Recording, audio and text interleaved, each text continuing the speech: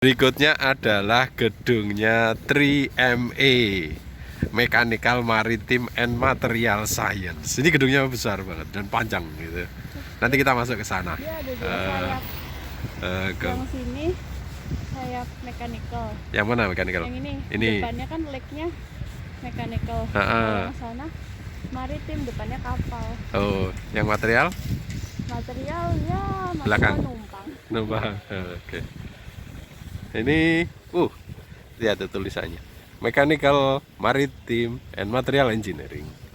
Oke, depannya ada gedung namanya Applied Physics, atau bahasa Belandanya Technische Natuurkunde.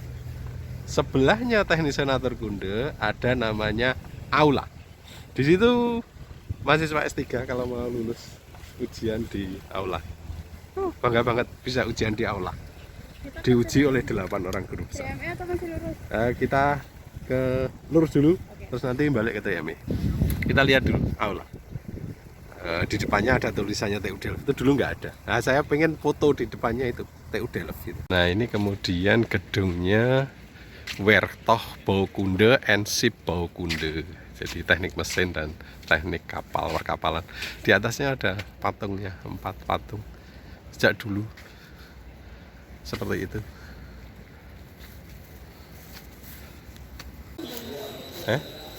Labnya di mana? Di sini kok? Oh, masa situ? Because all the things you may be familiar with. See here, these are all the things you are familiar with optical microscopes. Oh yeah, like before in yeah. And this is usually for just for PhD researchers here, just to have optical microscope. Upstairs we've got X-ray, we've got scanning electron microscope, and then we'll have all the ocean and the preparation of samples. And then polishing or grinding. And this is a lab for mechanical testing. Yeah. This is for practical. You got just impact the notch and then tensile machine and then fatigue machines over there. Yeah. And here we've got this is for recycling. And then we've got also magnetic. Characterization, and then here we've got just this gribo, and then we've got hot washing, dilatometer. Oh yeah, dilatometer. And hot washing here. Oh yeah, this is label machine as well. Yeah. And at the time it was new, but it has been with us for so many years. Because of NMR, because. Because I'm MI we invested in. Yeah. Now welding also here. Yeah. And this is the welding, but mostly we are working on laser welding. Oh, laser welding. Not here, laser on.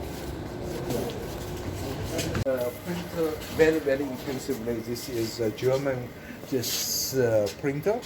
We realized this was taken over by an American company, but we benefited from this printer for a very long time. But only downside was that it could only work with one metal. We use this printer for titanium, aluminum, for vanadium alloy, but changing powder would. This is what we bought last year. This gives us a lot of flexibility in using, because the build plate is very small. We can easily change the material. For example, now we are using this printer for stainless steel. If we want, we can change it to other metals relatively easily. Also, the consumption of material would be minimal. So this is our fuel gas. And for example, this sieving machine is also compaction after just getting powder mixed, and then he used this furnace for sintering at the time. Yeah. And here we've got the machines for mechanical testing. This is it's a machine that we do almost all mechanical testing, including fatigue, because for our materials, fatigue would be critically important. So this is what we do, and you see a lot of the hobby type 3D printers here. And then this is, of course, mostly for our master students just to work on their own projects. Yeah. All is 3D. This is lithography based. All is 3D printer. Yeah. And then, of course, it's done.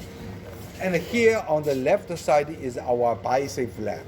Ah, The BioSafe we cannot get in because we've got living tissues. Yeah. Over there we've got a bacteria inside. Ah, yeah, Because yeah. we do tests of our materials that would be able to kill bacteria. So we do have surface biofunctionalization laboratory. Yeah. Oh, And then we on the surface we create the structure that will allow drug to be embedded inside. Inside. Usually highly porous structure and drugs could be embedded inside, and then over time drug will be releasing. And then to kill bacteria or even to carry medicine. For example, antibiotic if you want to avoid the infection after surgery. So this is what we do here. We've got also over there we've got biological microscope, and then we've got this is our clean room. We cannot get in. yeah, no problem. I know. Because this is only for authorized people to be inside. Yeah. So we are just increasing pieces of equipment all the time. We do not want to throw away the things. So it's getting more and more crowded over time. Yeah. So we want to move somewhere else to have more space. But investment in this kind of BioSafe lab would be way too much because it's about the floor, about ventilation, and then it would be just a huge investment. So we want to keep this part, but move all this large equipment somewhere else to have more space. Okay. To have more space. Yeah. Okay.